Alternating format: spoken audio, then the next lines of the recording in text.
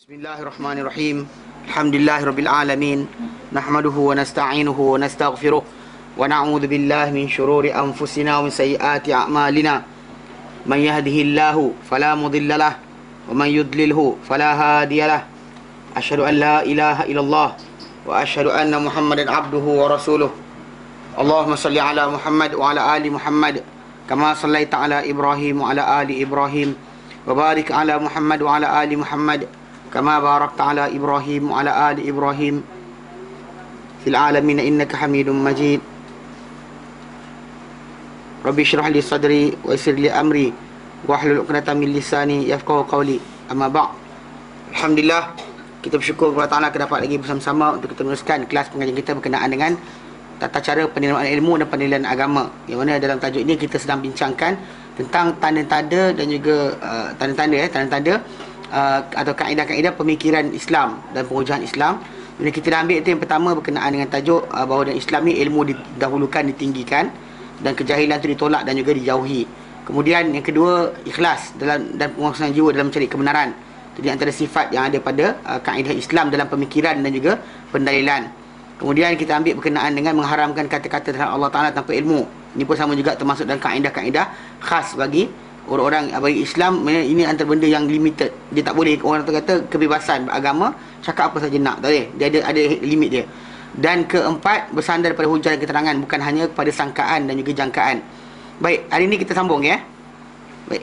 Kelima, berkata pengarang buku kita Hafizahullah, kelima di antara tanda-tanda pemikiran dan pengujahan jahiliah Islam.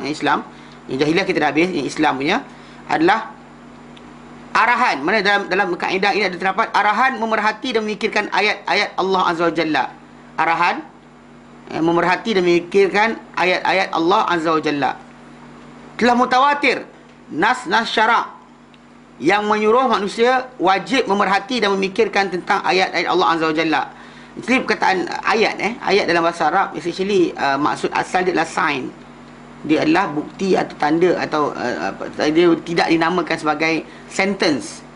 Essentially when we say ayat, originally in Al-Quran is actually meaning dia bukannya sentence tapi sign. Tapi kita dalam bahasa Melayu sebut ayat, maksud dia buat ayat, maksud dia buat sentence. Tapi dalam bahasa Arab originally bila sebut ayat-ayat Allah, dia maksud dia tanda-tanda Allah. Ayat lah. Ayat. Itu singular dia. Tamar butah tu kalau sekiranya singular. Kalau plural dia ayat. Ayatun, ayatani, ayat. Okay, saya tunjukkan. Dalam surah Zukhruf. Zukhruf. Siapa? Tak sama. Wahyu. Tak sama. Dia actually wahyu is a revelation. Wahyu dalam bahasa Inggeris revelation. Ayat ni actually tanda atau bukti atau keterangan. Okay. Contoh ni dalam ayat depan ni. Sebelum kita masuk, insya-Allah nanti rasanya kau ulang balik nanti ayat ni kan. Kang ulang balik kan rugi pula baca 3 kali. Bukanlah rugi baca Quran. Maksud dia apa, untuk kita kita jadikan apa contoh tu, kalau boleh jangan ambil contoh sama ulang 2 kali. Okey, memang tak ada contoh tak ulang 2 kali. Baik, tengok lafaz ayat Allah nyatakan dalam Quran, a'udzubillahi minasyaitonirrajim, surah Zukhruf.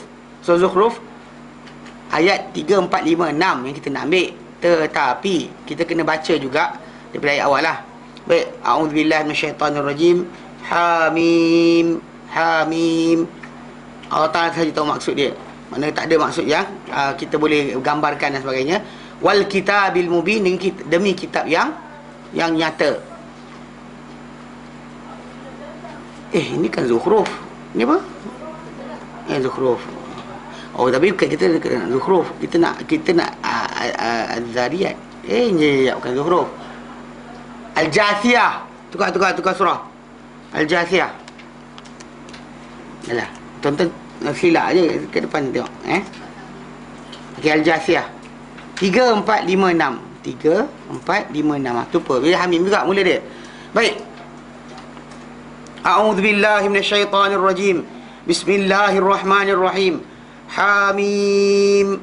Tanzilul kitab minallahil azizil hakim. Hamim. Allah Ta'ala tahu maksud dia. Tanzilul kitab, diturunkan kitab. Minallahil azizil hakim, dari Allah Ta'ala yang maha perkasa, lagi maha bijaksana.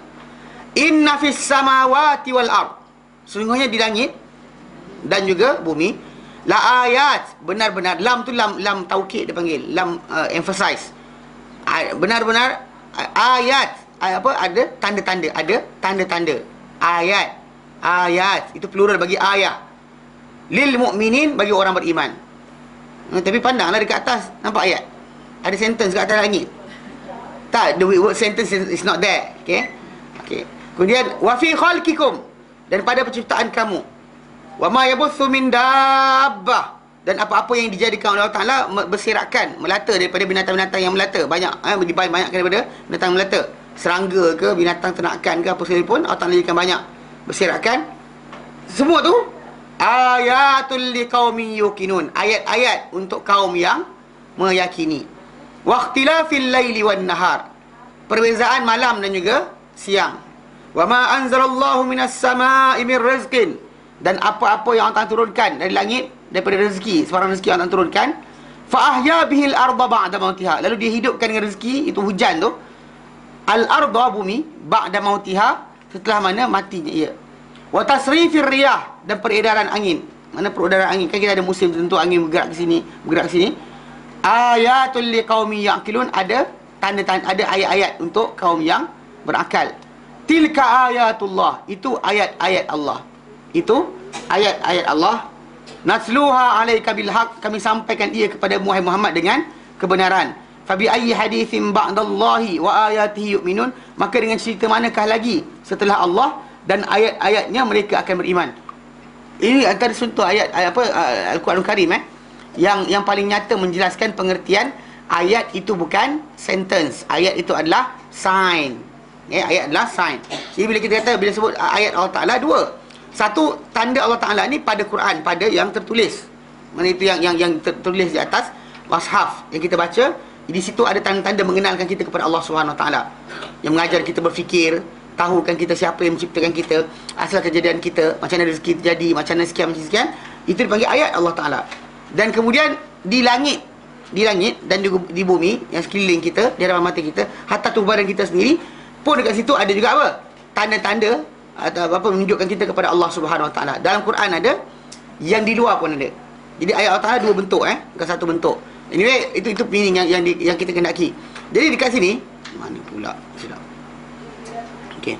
Jadi dekat dalam ayat kita baca, dalam tajuk kita baca tadi, dia kata apa? Memang telah mutawatir nas syarak menyuruh manusia wajib memerhati memikirkan ayat-ayat Allah Azza wa Jalla. Yang maksudkan ayat tadi tanda semua sekali. Ada tanda dalam Quran, tanda luar Quran. Kalau tanda dalam Quran contoh macam ayat-ayat yang mengajarkan kita tentang tentang kita kata logik ataupun hujah berkenaan dengan kekuasaan Allah Subhanahu Wa Taala. Contoh macam kita baca dalam surah Al-Baqarah kan, kisah Ibrahim berdebat dengan raja zaman dia. Kan raja tu kan dia hujah Ibrahim kerana sebab dia ada kekuasaan. Dia kata apa, dia tanya siapa tu Allah Taala. Ibrahim kata Rabbiyalladzi yuhyi wa yumit, Tuhanku Allah adalah yang menghidupkan dan mematikan. Kemudian raja ni buat apa? Dia ambil dua orang, dia bunuh seorang, dia biar seorang hidup. Lepas dia kata ana uhyi wa umit, aku pun hidupkan dan matikan. Is the wording kan, menghidupkan matikan. I let one live and I have someone being killed, die. Mana hidup dan mati juga di tangan aku, dia kata. Jadi Ibrahim pun bagi hujah. Dia kata fa idallah ya'ti bisyamsi minal masyriqi, Allah Taala datangkan matahari daripada timur. Fa'ti biha minal maghrib, datangkan daripada barat. Bila Ibrahim sebut ini hujah, ini ayat Allah Taala terangkan kepada kita tentang apa? Tentang bagaimana manusia ni bila berhujah kerana dia tak tahu bahawa macam mana hujah untuk kita memahami bahawa Allah Taala kuasa dia adalah yang maha. Bukan kita tunjukkan depan kita, bahkan kita lihat mati, semua yang lain mati. Allah Taala tak mati-mati. Adapun yang lain semua, siapa-siapa yang diagungkan, disembah, dipuja, dipuji dan sebagainya selain Allah Taala, dia akan binasa. Sampai mereka dia akan binasa, dinafikan dan sebagainya. Tapi Allah Taala tetap kekal sebagai Tuhan yang teragung. Tanpa manusia ini pun Allah Taala tetap agung. Jadi tapi Al-Quran terangkan. Kita baca ayat surah Fatir kan, Allah Taala kata apa? Ya ayuhan nas, wahai manusia, antumul fuqara Allah, kamu semua fakir kepada Allah. Ini ayat Al-Quran kan, yang menerangkan kita ni semua fakir kepada Allah Taala, perlu kepada Allah Taala. Wallah, sedangkan Allah Huwal ghaniyul hamid, dia maha kaya lagi maha terpuji. Ya betul, kita depend pada Allah Taala banyak benda. Kan nak bernafas pakai oksigen Allah Taala jadikan. Nak bernafas gunakan paru-paru Allah Taala jadikan juga. Mana nak melihat dengan mata Allah Taala berikan. Lepas tu cahaya matahari Allah Taala jadikan. Apa benda yang kita buat? Soalan, apa benda kita buat sendiri? Mana ada? Semua sekali Allah Taala provide. He provide everything. Untuk kita, untuk setakat kita gunakan panca indera kita ni, semua sekali dia yang bagi asbab dan juga peluang untuk kita gunakan benda berkenaan. Ya, secara tak langsung kita perhatikan balik, maksud dia ayat tu ajarkan kita tanda-tanda kebesaran Allah Taala. Allah Taala kata apa dia kata, kamu semua fakir, Allah Taala maha kaya maha terpuji. Apa dia ajar? In yasha, kalau dia nak, yudhhibukum, dia binasakan kamu semua. Habis. Wa ya'ti bi khaliqin jadid, dan dia bawa makhluk baru. Mana ia ajarkan kita satu benda. Mana maksud dia, alam ini bukan jadi kerana manusia. Kalau manusia tak ada pun, Allah tak boleh musnahkan kita, datangkan makhluk baru. Tapi orang-orang yang sesat, dia tak nampak ayat ni tadi, dia tak faham, maka dia kata alam ni ada wali abdal lah, wali kutub lah, jaga alam dan sebagainya. Ada separuh tu kata jadi alam ni sebab Muhammad SAW. Betul, Muhammad kasih Allah Ta'ala, tapi bukan dengan cara macam tu. Pasal Allah Ta'ala tak depend kepada siapa dalam pentadbiran alam. Kalau dia musnahkan semua malaikat dan kita semua sekali, alam ni tu tak milik dia. Faham tak? Dia bukan macam, apabila manusia tak ada, kesian lah. Tak ada. Dia nak buat makhluk baru lebih baik daripada manusia pun, dia boleh buat. Faham tak? Dia telah membuat makhluk yang yang taat, tidak ingkar, tidak melawan. Itu para malaikat. So makhluk macam tu dah ada dah. So kita ni jangan perasan. Kata perasan best macam kita lah adalah pentadbir alam ini kan, khalifah di muka bumi dan sebagainya. Allah tak nak matikan. Percayalah je kak. Tengah-tengah buat kerja tu Allah tak nak matikan. Menunjukkan bahawa di situ ini tanda dia panggil. So jadi memang dalam Al-Quran Karim suruh kita, dan nas-nas yang sahih suruh kita perhatikan sama ada yang di alam semesta atau pada Quran itu sendiri, untuk kita belajar dan faham, supaya kita tahu, kita kenal kadar diri kita. So bila kita baca ayat tadi, kita tahu kita ni bukan special sangat. Mana kita tak ada pun, Allah Ta'ala akan tetap akan jalan kan. Matahari, bulan, bintang dan sebagainya akan tetap berjalan. Musim angin, angin monsun barat daya, monsun timur laut tetap berjalan macam mana biasa, walaupun kita tidak ada. Yang kita perasan kononnya sayalah kasih Allah Ta'ala menyebabkan angin tidak bertiup lagi. Macam tu, mana ada? Faham tak? Pasal manusia ni bila tak faham benda tu, dia akan mula sombong, ego dan sebagainya. Dia kata, sebab saya lah hujan turun, sebab sekian lah, sekian. Mana ada orang perasan? Dia perasan. Pasal apa? Dia ingat konon apa, dia, tiap kali dia pergi datang mengajar, hujan turun. Lepas tu orang tempat tu pun puji dia. Dia kata, wah, tiap kali ustaz datang kan hujan turun. Saya datang hujan turun. Tak, seriously, benda tu dia kata betul, dia kata. Ustaz datang ni hujan turun, ustaz datang ni hujan turun. So dia orang pun mula keluar, inilah, pindah cakap. Ini kata ini kata ini, kata ini. Ustaz tu kata apa? Cakap sekali lagi, saya tak datang mengajar dah. Dapat ustaznya tu, kalau dapat ustaznya ni suka, oh ya ke? Ada benda lain lagi, tambahan. Saya ada lagi, banyak karamah-karamah saya. Masa jahanam lah pula kan. Maksud dia, bila orang tu belajar Al-Quran Karim, dia baca Al-Quran, macam surah Fatihah 15-16 tu, dia akan nampak bahawa dia ni tak ada kaitan. Mana nak berjalan alam ni, nak berlaku apa semua sekali kerana Allah Ta'ala, bukan kerana dia, bukan kerana diri dia. Faham macam tu je. So kita akan faham dan kita takkan sombong. Tapi kalau kita tak faham, tak belajar, tak melihat ayat-ayat Allah di dalam Al-Quran, atau kita perhatikan kat luar pun, maka nescaya kita akan sesat dan juga buta. Okey? Serta menggalakkan akal manusia mengenai kepentingan dan mengamati dan memikirkan malakut Allah Ta'ala. Mana digalakkan akal manusia mengenai kepentingan mengamati, mana kepentingan untuk mengamati, memerhatikan dan juga memikirkan kerajaan-kerajaan Allah Ta'ala. Pada apa? Pada binatang ke, pada tumbuhan ke, pada lautan ke, pada langit dan sebagainya, burung, kemudian di angkasa lepas, kemudian macam-macam kita perhatikan. Benda ni menambahkan kita mengenal Allah Subhanahu Wa Taala. It's nothing more than that. Tambah kita kenal. Kita katakan kita belajar tu berkenaan dengan apa? Habitable zone. Actually even lafaz ni pun baru keluar. Dalam saya ingat sepanjang saya buat research tentang tajuk ni. Pasal kami kan di Yaman tu belajar berkenaan perbandingan sains dan Al-Quran. Jadi bila tajuk ni saya perasan timbul kat Malaysia atau timbul dalam internet lepas beberapa tahun, lepas dia hantar Mars Probe kan, dia hantar ke Marikh. Apa tu mah? Yang robot kecil tu tangkap gambar dan sebagainya dekat Marikh tu. Dia hantar benda drone ke apa benda campak ke sana. Tapi lepas tu barulah keluar. Baru lepas pergi kat Marikh tak ada makhluk. Dia tunggu ada makhluk asing buat macam tu. Ni makhluk asing tak ada buat macam tu. Jadi macam inilah cerita dia. Bila kita tengok kan, bumi yang kita tinggal ni, dia berada pada kedudukan yang paling tepat. Kita kata dari alam galaksi yang besar ni, kita kata matahari ni duduk satu point daripada kawasan besar Bima Sakti ataupun Milky Way. Dalam banyak tu kita pula, di antara planet-planet yang ada tu, kita je yang paling layak untuk ada nyawa. Dengan gas yang kita ada, cukup. Daripada awal jadi, awal kejadian bumi ni, gas apa patut banyak, gas apa patut sikit, semua dah cukup-cukup ngam-ngam. Tak lebih tak kurang. Jumlah air punya tu, tak lebih tak kurang. Tapi kita perhatikan balik, jiran kita, sama ada Mercury atau Venus, ke depan, dekat ke matahari, atau lepas kita itu, Marikh. Dari segi kedudukan, dari jarak dengan matahari, kita dapati, tak boleh ada satu penghidupan. Maka kalau kita buka dalam Wikipedia dan sebagainya, diorang ada lafaz, dia kata apa? Habitable zone. Habitable zone Yang mana habitable zone ni macam mana? Okey. Habitable zone. Saya pun tunjuk kali dah benda ni. Okey. Contohnya lah dia kata kat sini kan. Okey, mana kalau dia kata ikut galaksi, kawasan punya besar, kita kat sini. Lepas tu daripada situ kita situ je. Lepas tu kemudian itu contoh-contoh yang lah dia bagikan. Tapi kejap yang paling ni lah yang dia buat mudah kan.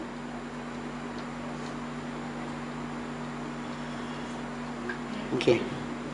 Ini kan. Ini. Okey, ini kan dia kata matahari. Ini dia punya apa? Graf untuk umur matahari. Mana ini paling tua, ini paling muda, ini paling tua. Mana matahari duduk sini. Okey, ini jarak, distance. Maksud dia sekarang ni depan kita ada Venus, ada Mercury. Lepas kita ada Marikh, dari segi jarak Yang boleh ada makhluk berdasar daripada umur matahari sekarang ni, kita je. Lajak ke belakang sikit, semua binasa. Lajak ke depan sikit, semua binasa. Tak boleh. Maksud dia kita kata yang dulu dekat pasal diorang kan, dalam sains dia anggap benda ni random. Kan, the Big Bang. So actually who place that thing there? Mana ada siapa-siapa place? Bagi dia benda tu berdasar graviti, tarikan, ada quark dan sebagainya, ada reaktif, ada. Inilah dia bayangkan idea tadi kepada apa, tabi'i. Maksud dia alam semula jadi, mother nature dan sebagainya. Jadi maksud letupan Big Bang, lepas tu kemudian mana duduk mana. Macam kita lah. Kita ni kan asal satu sel. Kan sperma dan ovum. Dan bila kita kata percantuman tu berlaku, mula je 24 jam, start the first 24 hours, setengah, 2, 4, dia akan pecah, sel tu akan belah 2, 4, 8, 16, 32, 64, 98, sampai bilion. Tapi semua tahu mana duduk mana tu betul. Yang mata duduk kat tempat mata, yang telinga duduk kat tempat telinga, tak ada telinga duduk kat atas ni, tak ada, dia tak boleh. Mana the blueprint is actually takkan salah. Kurang siap je. Contoh macam orang yang ni kan, mana mulut tak cantum, pada hari 42 patut cantum dah, mungkin dia ada kecacatan, tak bercantum, tu je. Maksud dia bukannya benda tu tadi, tapi blueprint tepat. Kedudukan mata, kepala dan sebagainya betul, tak ada salah. Tak ada mata telinga tu perut ke. Maksud dia menunjukkan bahawa benda ni tadi tanpa apa? Kesilapan. Bukan tak sengaja, bukan accidentally happen, bukan luckily we are on the third rock from the sun, tak ada. Dia bukan macam tu, bukan luckily. Kita kata meant to be, dengan sengaja diletakkan, bukan dengan tak sengaja. Benda macam ni menunjukkan apa? Menunjukkan bahawa kita ni datang ke dunia ni, ada yang menentukan kita datang. Dia nampak? Start diajak, ada menentukan kita datang. Bila dia tentukan kita datang, dia tetapkan kedudukan bumi kita ni pada jarak tertentu, kadar tertentu, umur matahari, umur tertentu, dan boleh ada nyawa dengan ini je. Lajak ke belakang sikit mati, ke depan sikit mati. Sekarang ni yang ini tak sengaja ke sengaja? Dengan sengaja, dengan ilmu dan pengetahuan. Bila kata dengan ilmu pengetahuan, yang menjadikan kita nak apa dari kita. Di sini akan membawa manusia untuk beriman. Dia kena tahu siapa Tuhan dia. Dia tak boleh kata macam random. Oh, luckily kan, saya tanya budak kecil seorang. Budak kecil umur 4 tahun, 3 tahun. Tapi sekolah international lah. Saya kata kita kat dunia ni cukup dan sebagainya. Pergi luar tak ada. Kita je ada makhluk. Jadi kata apa? Luckily we are on the top, third drop from the sun. Kita kan batu nombor 3 daripada matahari. Dia batu nombor 3 tu bukan random. Jadi saya try nak ajar dia bahawa benda ni bukan random. Saya kata kalau saya tumpahkan air ni dekat atas lantai berkali-kali, apa possibility dia tulis nama saya? Ain bahasa Islam ADLI.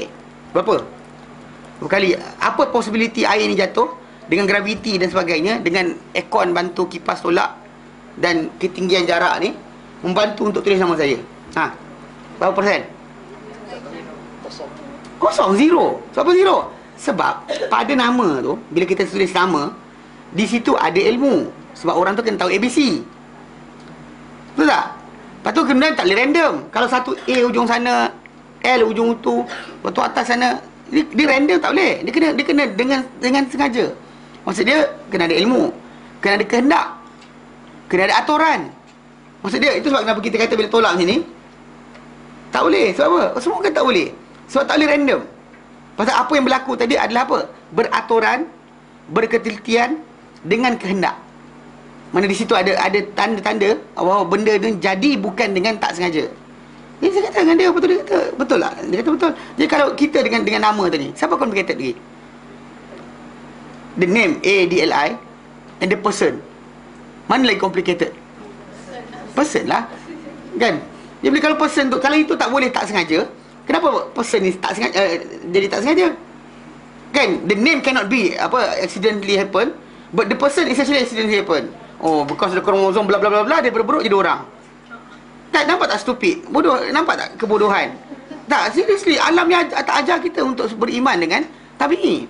Mana bila ada orang tu keluar profesor The Origin of Species, memang bangga gila. Seriously, tak betul tak? Kalau kita kata nama kita boleh terima, tak boleh terima. Contoh sini. Okey, botol air ni. Ni air botol air tak ada siapa buat sebenarnya. Tapi berlaku accident dekat karak highway. Lepas tu ada satu lori bawa plastik dengan lori bawa color, macam mana kan. Kemudian ada lori bawa air mineral. Atau dia accident ketika hari hujan. Lepas tu dengan kepanasan yang berlaku, golek jadi botol air. Tak betul tak? Tak boleh. Sebab apa? Oh, complicated. Sebab ini meant to be. Ada tulisan, ada sekian. Kita mula start kata dia apa? Ini bukan accident. Ini datang dengan kehendak. So, sekarang ni alam ni lagi complicated daripada benda ni. Meja ni tak boleh kita kata. Meja ni, ni bukan meja beli ni. Ini hari tu ada accident. Lori bawa besi dengan lori bawa kayu. Tak boleh kan? Kalau itu tak boleh, kenapa kita terima alam ni accidentally happen? Barangkali boleh jadi agaknya kan, ameba dan protozoa itu berenang-renang, lalu tiba-tiba berenang-renang, tiba-tiba jadi orang. Tak gila ke, nampak? Benda tu kan, ameba, protozoa, lepas tu kena kejar, dia lari, jadi ikan kena kejar, naik atas darat, dia jadi biawak, lari jadi burung atas paruh tu jadi beruk, apa hal? Gila apa? Kan? Tak, ni kita kata apa? Nonsense. Tapi apa? Tapi orang pakai. Di sekolah dia ajar kan. Maksudnya politik lah, melisolitik lah, lotik lah benda. Tapi macam litik ada. Kalau tanya kan, kita anak-anak Adam turun ke dunia tu dah bercakap. Kan dia belajar, dia disujudkan malaikat kepada dia. Lepas dia mengetahui tentang nama-nama. Dah bercakap, dah bagi salam dan sebagainya. Tiba sampai kat turun buku mobil balik. Anak-anak cucu dia. Apa ni? Kan? Apa ni? Kan? Nonsense gila. Kan? Serabut kita kata. Betul dia kata. Tapi ustaz, macam mana orang kat gua tu ada? Dah, anak cucu Adam ni kan bersepah-sepah. Ada yang sesat masuk hutan, tak jumpa jalan balik kampung. Jadi, betul tak? Kan? Macam orang yang kita kata sesat balik atas ni. Bila tak sesat kan, kalau yang dia buat bukan Monte Cristo, yang Robinson something, yang Robinson Crusoe kan, dia bila dia masuk hutan dah terputus daripada tamadun kan, dia emphasize sendiri dua atas pokok lah, buat inilah, buat itu dan sebagainya. Kebetulan dia ada tools. Kalau sebelum tu kalau tools tak ada, sudut dalam gua tu ialah baju dah habis koyak hancur, cari daun, kulit dan sebagainya. Itulah cerita dia, sebahagian, bukan semua. Setamadun tu adalah utama. Pasal Adam turun telah berilmu, bukan Adam turun tak tertipu bercakap. Atas anak Adam, dua orang yang berbunuhan yang pertama tu telah bercucuk tanam, telah menternak. Bukannya baru tengah macam kerja-kerja lagi, macam apa, pakai baju kulit, tak tahu cerita apa, bohong sama.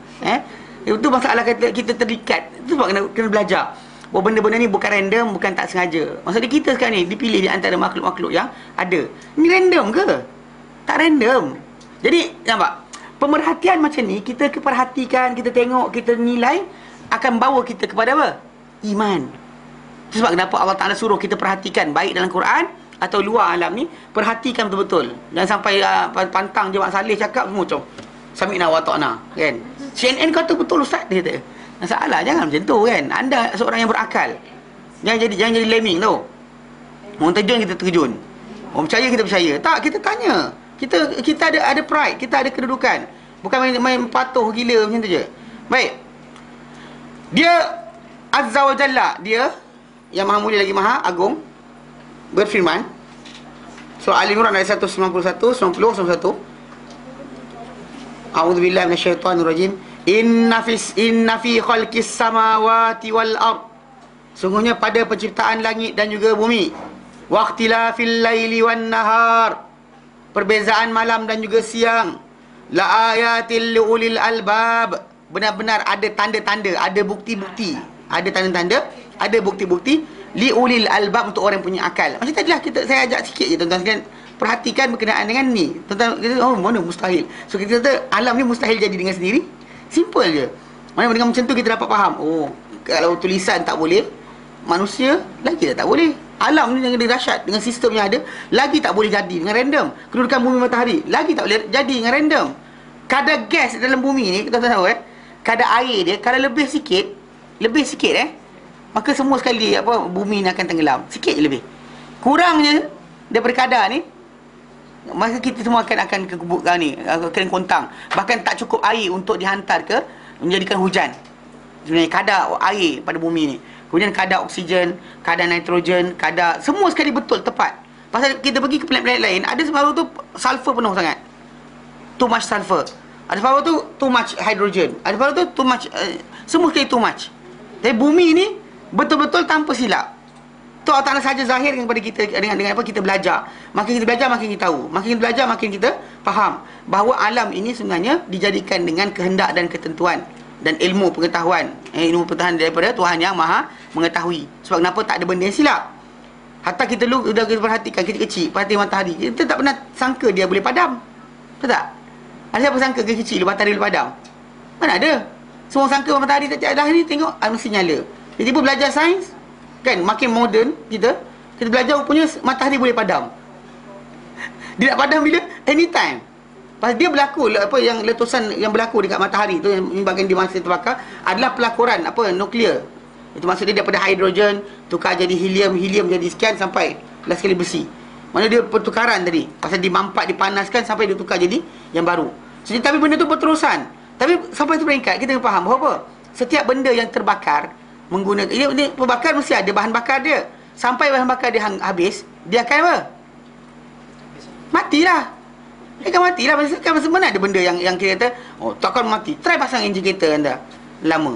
Kan? Dia ada kan pembakaran berlaku kan. Lepas habis minyak, apa jadi? Terus jalan. Kan ada ustaz jampi.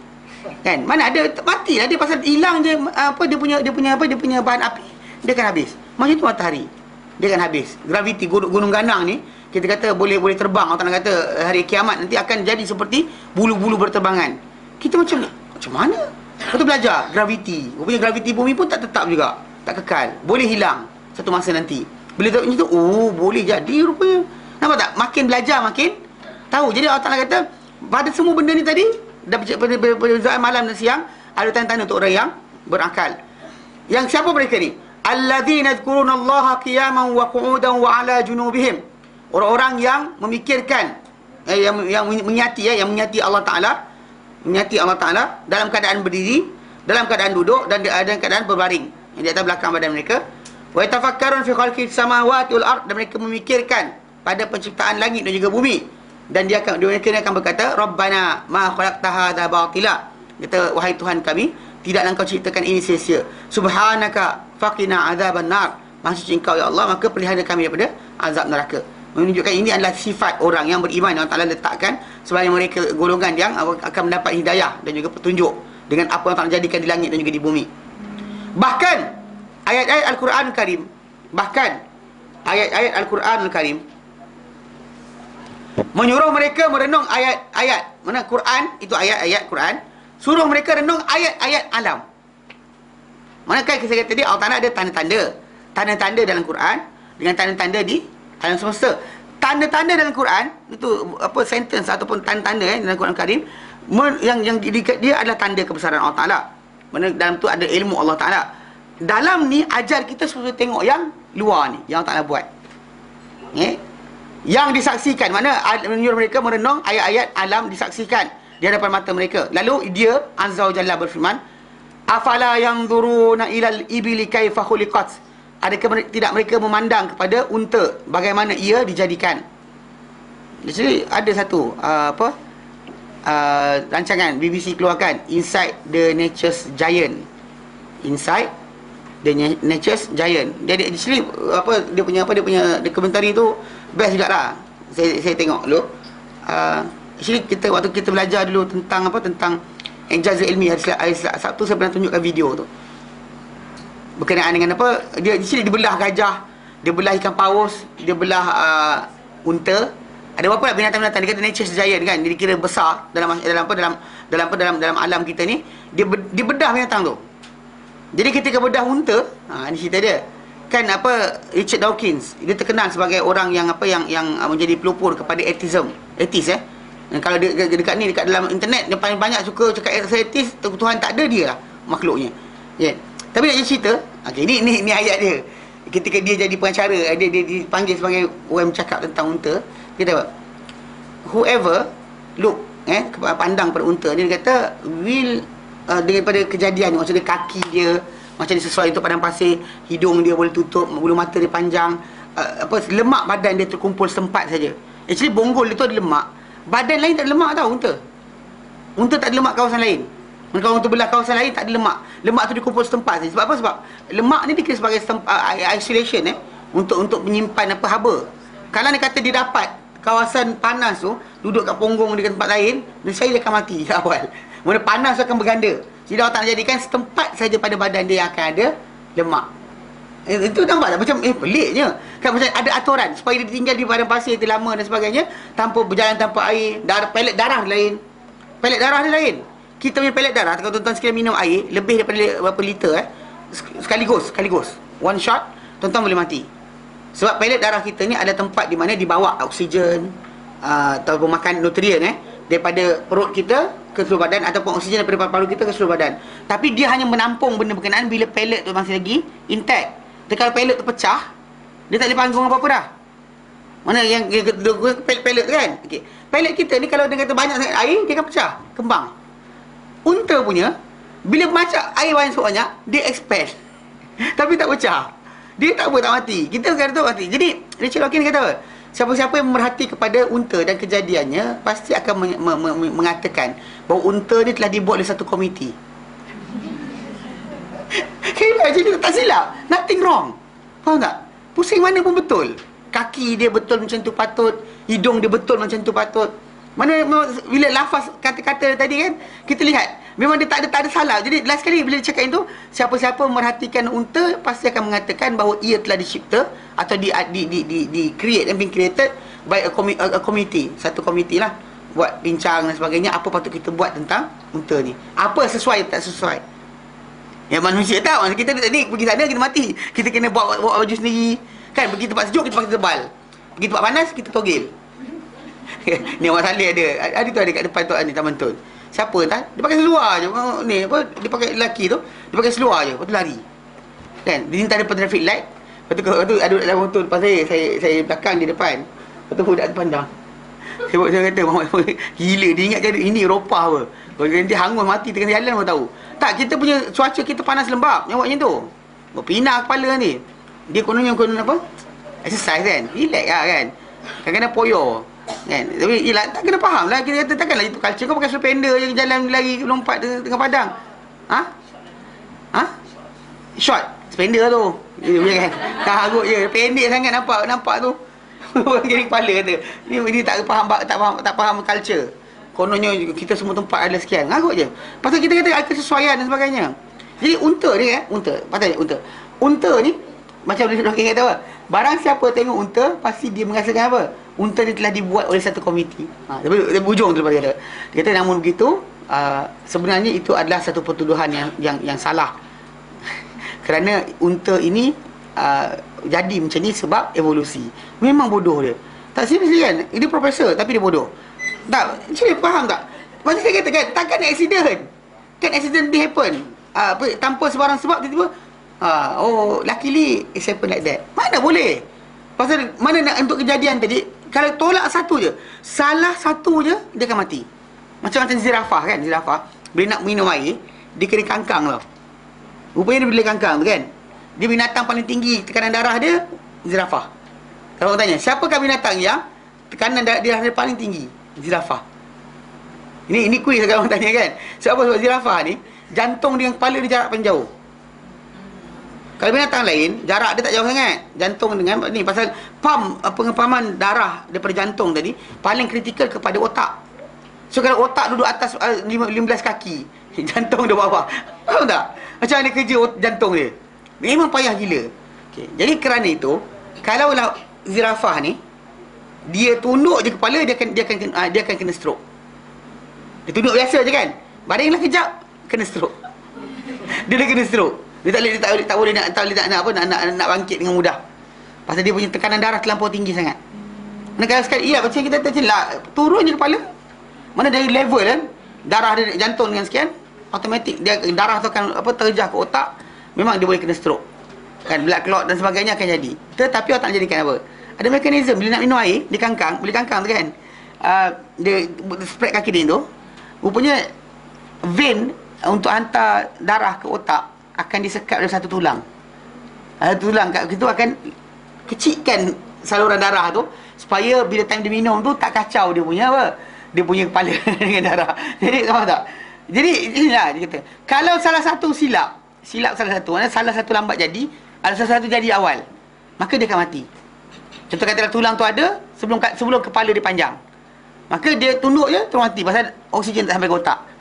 Kadang dia kata benda tu tulang tadi tak wujud ketika mana badan dia panjang, maka macam tu juga dia akan mati. Turun-turunnya mati terus pasal darah terus pergi kepala. Benda ni tadi mengajarkan kita bahawa memang pelik, dan juga apa, benda ni maksud dia jadi tu bukan dengan tak sengaja. Ni kalau dia kata separuh ahli evolusi dia kata zirafah tu sebenarnya macam binatang lain, tapi dia panjang-panjang kepala dia nak makan kan, panjang, tiba-tiba terus panjang. Tahu tu gila kan, nampak tak logik langsung.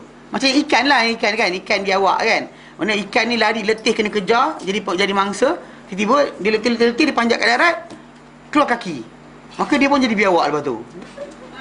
Apa hal kan? Tapi kelakarnya benda tu separuh tu dia ajarkan pada anak kita kat sekolah kan. Tu masalah dia. Jaga-jaga sikit. Faham? Jadi maksud dia bila pandang Allah Taala suruh kita, afala yang zuruna ilal ibli kaifa khuliqat. Adakah tidak mereka memandang kepada unta bagaimana ia dijadikan? Wa ilas samaa'i kaifa rufi'at, dan kepada langit macam mana ia diangkat. Diangkat langit tadi. Perhatikan. Mana kita punya langit ni berlapis-lapis. Ada lapisan udara, lapisan bukan udara dan sebagainya. Dia adalah binaan. Dia adalah binaan yang tinggi, yang kukuh, yang kita kata nampak macam benda tu rawak, tak, bukan rawak. Bahkan actually penuh dengan gas hidrogen dan sebagainya. Semua benda tu tetap. Dia bukannya bentuk dalam keadaan ada lompong, ada lohong, tak ada. Semua sekali betul dan tepat pada kedudukan dia. Wa ilal jibal kaifa nusibat, dan kepada gunung ganang bagaimana ia ditegakkan, dinaikkan ketinggian dia. Mana dia dua, ada daripada gunung berapi, ada daripada gunung lipat. Tengok macam mana Allah tak jadikan dengan gunung tadi. Batu dia yang berat, dia tetapkan tanah tempat berkenaan daripada berada alih. Actually kalau dia kata apa, kalau tempat ini gunung pertama di dunia ni adalah gunung berapi. Actually antara gunung berapi adalah yang awal. Kalau gunung biasa ni actually dia datang berikutnya. Pasal bila tolakan berlaku, maka lipatan tu berlaku kemudian. Tapi kerak bumi kita ni sentiasa berjalan. So jadi kerana sentiasa berjalan ni, Allah tak jadikan gunung, dia silap. Kalau dia plate dunia ni kadang-kadang dia tembung macam ni, dia naik lah dia gunung. Tapi kadang dia sliding macam ni, kadang-kadang dia sliding ke bawah.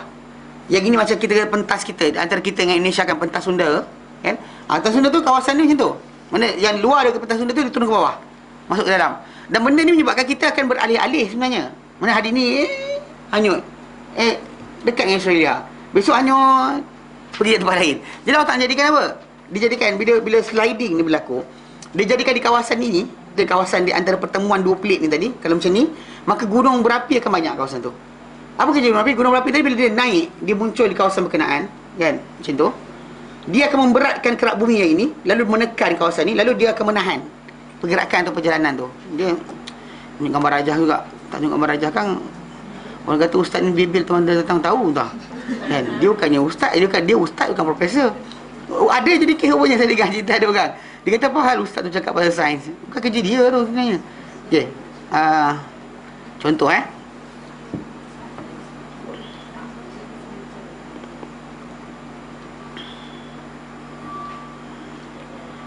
gunung, gunung, gunung, gunung. Cek. Gunung, gunung, gunung. Mana tah? Besi, klorofil.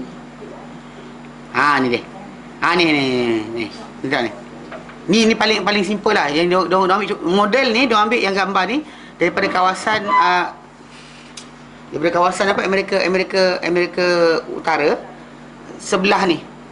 Kan St. Helen yang meletup dulu dan sebagainya kan. Okey. Dia ambil kawasan ni. Mana kawasan daripada sana tu? Lautan Atlantik, Pasifik. Dia tahu apa? Sini. Ni Amerika Syarikat. Amerika. Ni Atlantik. Sini apa? Pasifik lah. Jangan takut cakap pasal. Bukannya ada kuis pun. Kat sini lah, sini okey. Jadi maksudnya yang sini dia masuk tau. Dia masuk sliding tau. Dia turun. So jadi sini, katakan sini keadaan asal dia. Kerak bumi kita kan. Ni continental crust. So jadi benda ni berjalan, dia akan menyebabkan unstable tau. Dia takkan stable. So maksudnya kita akan sliding ni sampai sini. Besok sampai sini. So actually setiap hari kita akan pindah. So dia akan jadikan bila dua tempat macam ni berlaku, dia akan munculkan tau ni gunung ni. Gunung ni akan mula naik. Dan bila dia naik kan, dia akan menjadi pemberat tau. Tengok yang bawah ni apa jadi ni. Kawasan ni. Tengok apa jadi. Dia makin tebal. Last sekali dia terus apa tau? Jadi macam tu. So bila jadi macam ni, dia stop. The movement, bukan dia totally stop. Diperlahankan sikit. Jadi maksud dia supaya kerak bumi tadi apa? Tak sliding, tak berhayun dan sebagainya. Maka gunung ganang tu tadi apa? Tugasan dia betul, tepat. Di situ tempat dia. Tak dijadikan tengah-tengah ni benua, tapi di bahagian apa? Di pinggir-pinggir benua. Pentas supaya apa? Supaya menahan kerak bumi tadi daripada apa? Sliding. Mana Allah Ta'ala timbulkan di situ, bebanan tadi, supaya bebanan tadi menekan kawasan yang sedang sliding tadi supaya dia apa? Terhenti. So maksudnya kalau sliding berterusan, tuan-tuan hari ni kita jiran Australia, besok kita jiran Amerika Syarikat, besok jiran dengan China. Tak letih ke? Letih kan? Kita rasa berayun macam hari ni kita sekian kan? Jadi Allah Ta'ala jadi apa? Kita berhenti tetap. So itu Allah Ta'ala kata perhatikan nak jadi tempat mana gunung tadi. Bukan random. It's actually meant to be. Memang sengaja dibuat di kawasan tu untuk menetapkan kerak bumi daripada berayun-ayun. Maka di situ kedudukan dia. Tapi ada orang, ingat waktu William Campbell dia debat dengan Zakir Naik tentang tajuk ni. Jadi Zakir Naik kata William Campbell kata dia kata pasal dalam buku The Bible, The Quran and Science, kata bahawa gunung ni untuk menetapkan bumi. Tapi kita lihat tempat terjadinya gunung lah biasanya gempa bumi berlaku.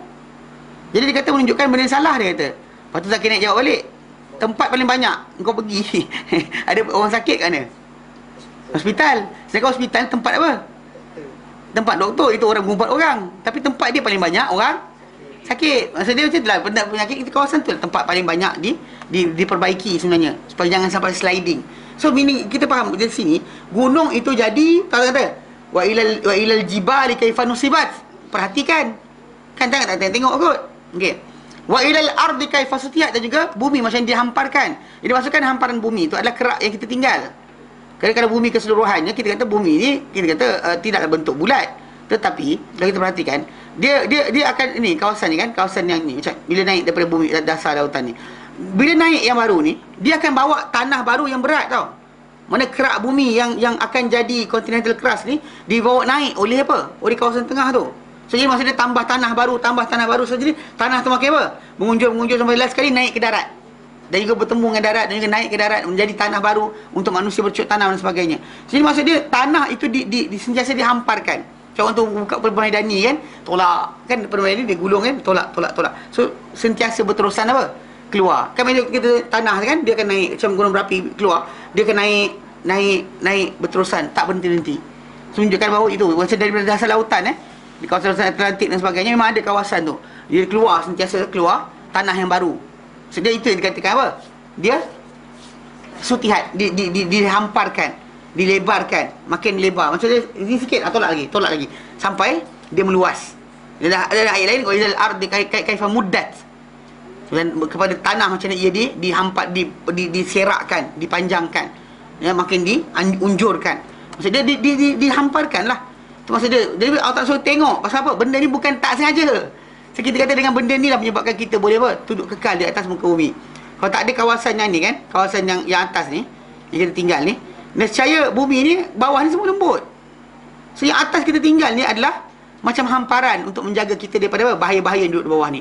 Bawah ni macam-macam benda ada. Api lah, air panas dan sebagainya. Tapi tempat kita tinggal di atas ni, dijadikan Allah Ta'ala apa? Kukuh, tetap, diam, tidak bergerak-gerak dan sebagainya. Maka boleh ucuk tanam, boleh buat rumah dan sebagainya. Tapi orang kita nak buat rumah atas bukit. Kalau salah piling, jatuh semua sekali. Okay. Masalahnya tu. Okay. Faham Jadi kita kata, itu contoh lah. Maksudnya contoh bahawa macam mana gunung ganang ni, ataupun apa bumi ni sebenarnya Allah Ta'ala suruh tengok, perhatikan. Pasal di situ akan mengajarkan kita bahawa benda tu bukan apa? Jadi dengan tak sengaja, bahkan dia jadi dengan apa? Ketentuan, kehendak dan juga ilmu. Bukan datang dengan random. Faham? Okey. Dan dia Subhanahu wa ta'ala berfirman, wa fi anfusikum afala tubsirun. Dan pada diri kamu sendiri, adakah tidak kamu melihat, memikirkan bukti-bukti tadi? Contoh macam bukti Allah Ta'ala itu menciptakan kita, bukan kita cipta diri kita sendiri. Macam kejadian diri kita. Kan saya sebut tadi kan, asal daripada satu sel. Dan satu sel tadi belah dua, 4, 8, 16 seterusnya. Tapi setiap sel tadi tu, yang bilion tadi, tahu nak jadi kat mana, tahu nak pergi kepala duduk mana. Kan kalau ikut kita random, macam random. Nak jadi apa? Jadi kucing pun tak apa. Lain-lain nak kucing, kan? Boleh jadi apa saja. Tapi oleh kerana apa? Kita ni ada blueprint. Allah letak dalam DNA kita. Allah tak jadikan memang kita jadi tu, dia akan ada. Tapi macam hidung panjang mana? Tak dikawal. Kadang keluar mak hidung mancung, bapak hidung mancung, tiba anak hidung kemek. Boleh tak? Kan? Jadi maksud dia, benda tadi aturan Allah Ta'ala. Kejadian yang berlaku dengan aturan Allah Ta'ala. Jari nak tumbuh banyak mana, cukup ke tidak, panjang mana jari dia, rambut dia ada ke tidak dan sebagainya. Semua sekali aturan Allah Ta'ala, bukan aturan kita. Ya Allah Ta'ala suruh kita lihat pada diri kita ni ada banyak. Dan lepas kita dah besar pun, banyak lagi benda kita perhatikan. Contoh macam kita perhatikan diri kita. Kita ni gabungan kepada beberapa sistem. Kita ni manusia ni, kita manusia sebut manusia je. Tapi manusia ni, dia sebenarnya adalah gabungan kepada beberapa sistem. Selain kita kata roh dan jasad. Jasad kita saja, belum bincang ya, jasad kita saja, dalam tu ada beberapa sistem. Ada sistem rangka, kan? Tulang. Ada sistem saraf. Ada sistem pengaliran darah, sistem otot, kulit, penglihatan, pendengaran, penghadaman. Apa lagi? Kalau sebut tu tak habis. Mana kita bincangkan ni, setiap satu tentu benda tu betul, tepat dan sebagainya. Cara kita makan, apa rembisan kita kunyah benda. Lepas tu apa cahaya yang akan disiapkan orang ni untuk menghadapi apa, kalau benda tu berakali sangat macam mana? Dia tahu. Mana aturan tu tepat, apa rembesan patut diberikan, memadai dan betul dengan apa yang kita makan. Sebab kenapa orang kata makan chewing gum makin lapar, makin salah kan? Pasal dia kata Emilius Leo kita turun ke bawah, dia akan menyebabkan apa, kegangguan daripada gastrik, apa jus perut kita. So dia ingat kita ngunyah, kita ngunyah kita ada makanan, tapi ngunyah tak ada makanan, tipu. kunyah. Lembu tak apalah, lembu boleh lah kunyah dia ada makanan lain, tapi kita tak boleh. Kita time tak makan janganlah ngunyah, kan? Nak ngunyah lah, time ngunyah lah. Pasal benda tu bukan digunakan untuk lain. Jadi perhatikan balik apa benda tu pada diri kita ni, sistem yang ada kan, sistem antibody kita, semua tu complicated. Semua complicated. Bukannya benda yang mudah dan simple untuk menjadikan kita ni apa, kata manusia ni jadi dengan apa, tak sengaja ataupun jadi dengan evolusi. Tak boleh. Mana kejadian kita ni dengan aturan yang ada, semua sekali menafikan bahawa benda tu evolusi atau sebagainya. Bahkan dia akan menzahirkan kepada kita apa, semua tu datang dengan kejadian ciptaan Allah Subhanahu Wa Taala. Kita ingat kan, maksudnya semua sekali, bukan satunya, semua sekali. Kulit kita, mata kita, tulang kita, semua sekali datang yang betul. Atau kuku kita, kan saya kata tu kan, nak bersyukur Allah Ta'ala, buat kenduri kesyukuran, cuba bersyukur untuk kuku. Belum buat. Serius, tak ada kuku nak garuk, payah. Betul tak? Atau macam ni lah, Hingus. Kan? Hingus tu kerja dia menangkap apa? Habuk-habuk yang masuk dalam ni, supaya jangan sampai banyak sangat masuk ke dalam paru-paru kita. Ia ada sistem pertahanan badan kita. Mana, tapi tak, orang tak pernah buat kesyukuran. Kenapa bersyukur? Sebab saya ada hingus, kata. Kan? Tapi benda tu betul. Tahu tak? Jadi konsep dia, maksud dia benda tadi, benda adalah tanda. Mana Allah Ta'ala letakkan di mana patut ada fluid yang tertentu. Mana di mata keluar air mata, di sini keluar benda lain, di sini keluar benda lain. Semua rembesan dari tu bukan kita kawal. Kalau kena air liur, kita keluar ke hidung. Ibu macam tu kan, jalan. Tak letih. menunjukkan bahawa benda ni tadi Allah Ta'ala kata lihat pada diri kamu. Maksud dia semua jadi pada diri kamu tadi, aturan, kadar, kedudukan semua betul, tepat. Maksud dia apa? Ia dijadikan oleh Tuhan yang Maha mengetahui, Maha luas pengetahuan, Maha bijaksana, dengan ketentuan dan kehendak dia, bukan datang dengan tak sengaja. Okey. Pemikiran yang sahih akan membawa secara pasti kepada iman yang benar kepada Allah Subhanahu Wa Taala. Mana kalau akal orang tu dia akal yang bagus, elok, maka apa yang kita bincangkan tadi, kita sebut sikit tentang tanda-tanda Allah Taala suruh perhatikan tu, dia akan bawa pada iman. Dia akan bawa pada iman. Dia akan perhatikan. Saya kata bagi contoh kan, analogi tadi. Orang yang pandang benda tu kan, kalau dia tak ada Tuhan, dia dengar, dia kata betul, mana boleh jadi dengan random. Tak boleh jadi dengan random, pasti jadi dengan aturan dan ketentuan. Bila aturan dan ketentuan, dia tak boleh jadi dengan sendiri. Mesti ada yang mengatur dan juga menentukan. Dia mesti ada yang mengatur dan menentukan. Contoh macam cat, orang cat apa color dekat jalan raya tu kan. Cat belang-belang putih, belang-belang kuning. Adakah benda jadi tak sengaja? Campak kan. Jalan laju kan, dia bawa juga, dia bawa cat, tapi bawa laju. Tak ada buat satu. Agak-agak macam mana agak warna cat kat jalan raya tu. Kalau orang yang tukang cat tu malas kan, dia kata dapat projek, tapi projek tu bayar kurang. Kan? Jadi dia malas itu nak buat kerja lain, so dia buat random. Buat cara macam mana? Letak tong cat dekat atas kereta, jalan laju. Seorang kat belakang tu letak. Tunggu kan. Buat belakang bonet kereta tu, seorang pegang tong cat, seret. Cakap apa? Masa dia tanpa aturan, tanpa ketentuan payah. Kalau tengok budak-budak yang buat kerja tu kan, dia ada tali dia pegang, kemudian pakai teropong, tanda dulu kawasan, lepas tu bawa cat satu-satu. Bukan random. Aturan yang tepat. Itu kalau anda kata pada benda buatan kita. Buatan Allah Ta'ala lebih tepat lagi. Lebih aturan lagi berbanding dengan apa yang kita buat. Dan begitu sering juga manusia ni tak faham bahawa itu tanda Allah tunjuk pada kita supaya menyatakan bahawa kita ni ada Tuhan, bukan datang random. Maksudnya kita kena cari dia, belajar mengenal dia, dan akhirnya mencari keredaan dia untuk sampai kepada dia juga. Faham Kerana ini Allah Subhanahu Wa Taala telah membuat di dalam kitabnya yang mulia misal-misal yang nyata, mana perumpamaan-perumpamaan yang nyata. Bagi apa? Bagi mendekatkan makna-makna kepada pemikiran, supaya manusia tu boleh faham.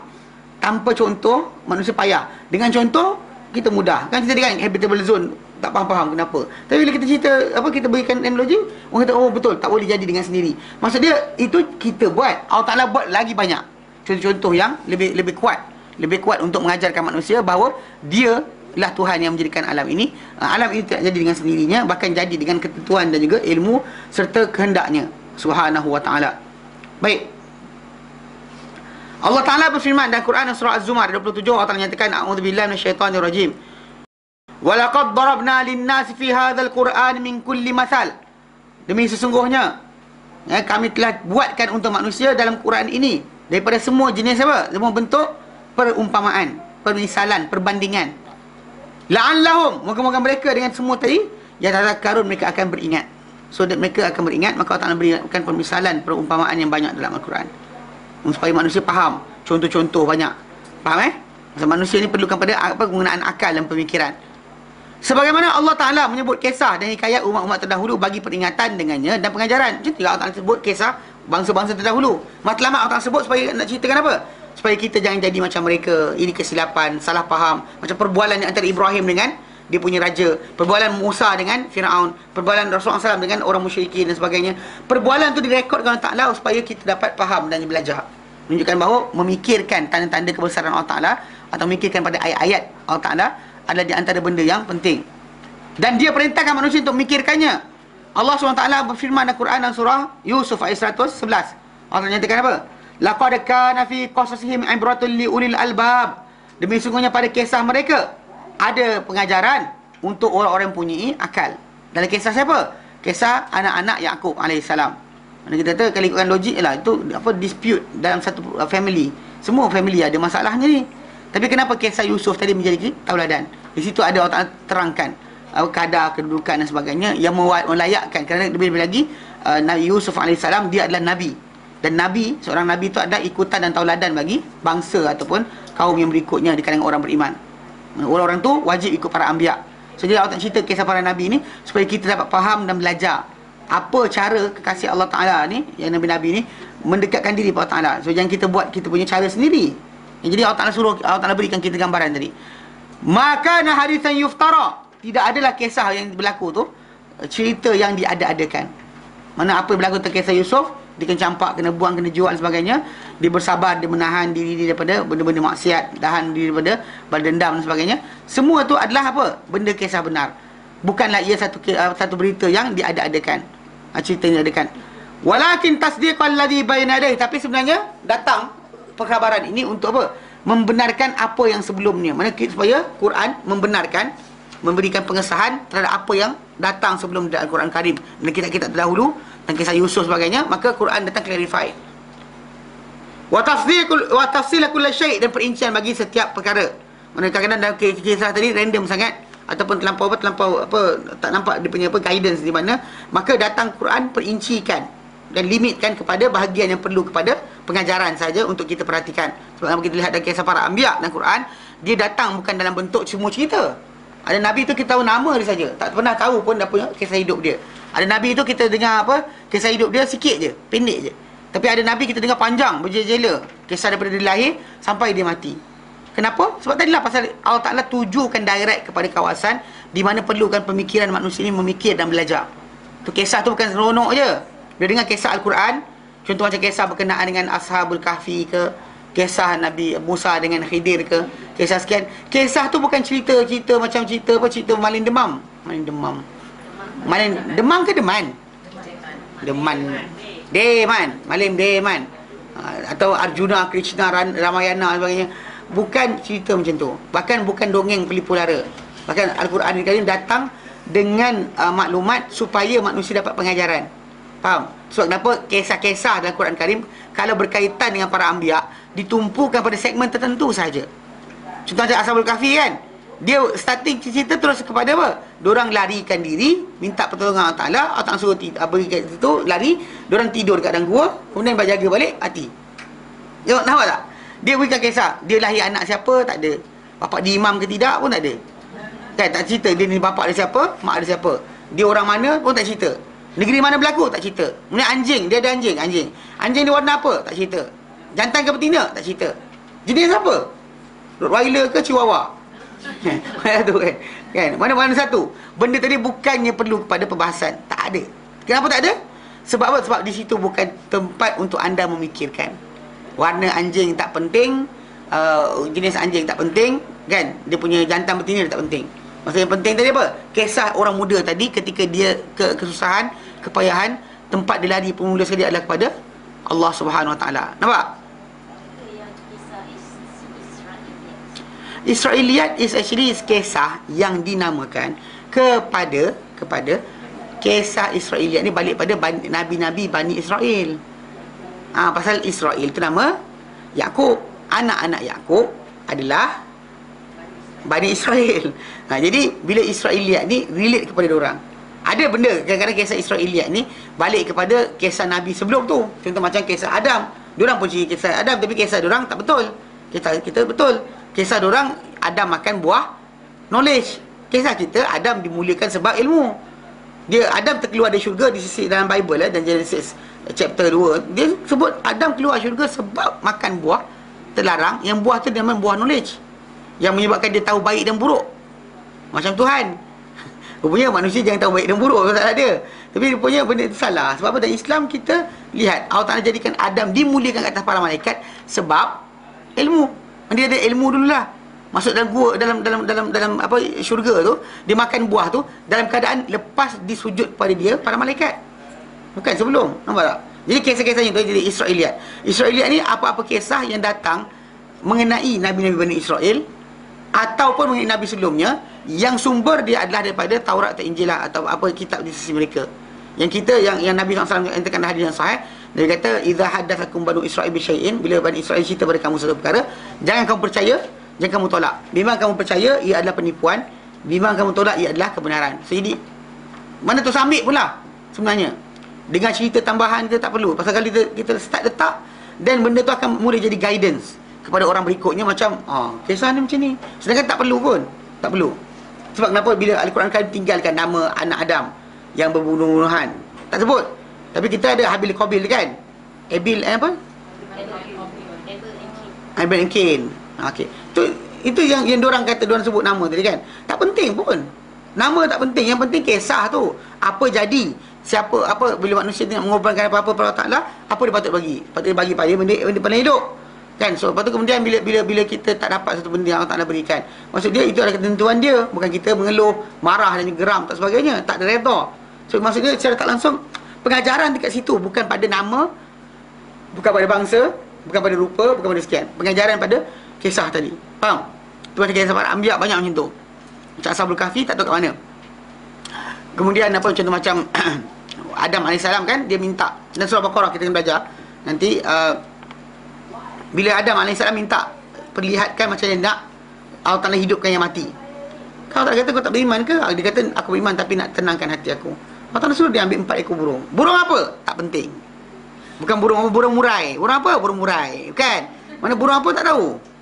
Tak penting pun burung apa. Yang pentingnya adalah apa? Benda tu berlaku dengan dia ambil binatang tadi, kemudian dipotong-potong, kemudian letak di atas tempat bukit, kemudian dipanggil, benda tu datang balik. Tak kira burung apa. Jangan sebut macam. Tapi burung apa? Tak payah. Tak penting pun. Kalau penting Allah Ta'ala cerita.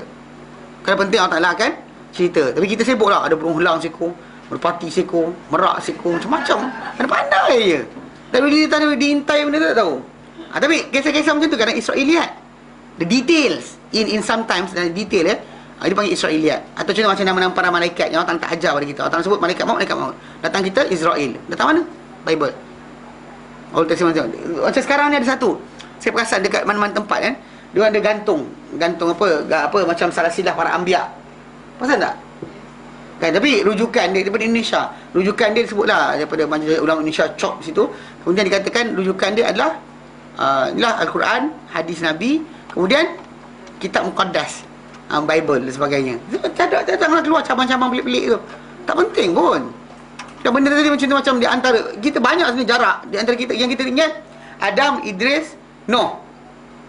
Okay, Noh.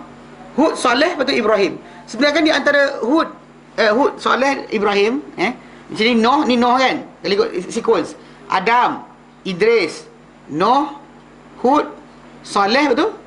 Ibrahim lepas tu anak cucu dia datang terus, kita tak ada masalah dah, kita tahu jumlah dia.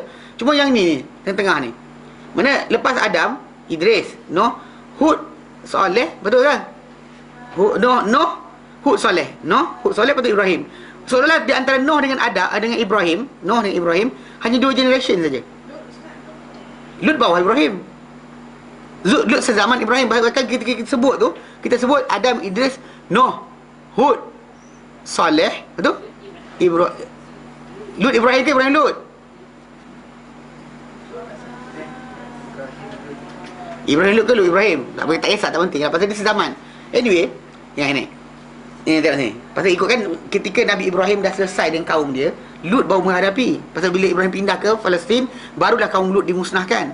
Kan ketika para malaikat datang nak musnahkan, jumpa Ibrahim dulu, beri berita gembira. Ibrahim bagi makanan, dia tak nak makan. Okey, tapi ketika tu Ibrahim dah tak ada kaum. Dia awal lagi sebenarnya. Tapi anyway, tengok cerita Noh dengan Ibrahim, atau Noh dengan Lut dah. Tengah-tengah tu 2 generation je. Betul tak? Hud, Saleh. Ini yang kita nampak depan mata kita. Itu jadi kes apa, ada orang bilang apa, jarak kita dengan Nabi Adam hanya 6,000 tahun. Datang mana?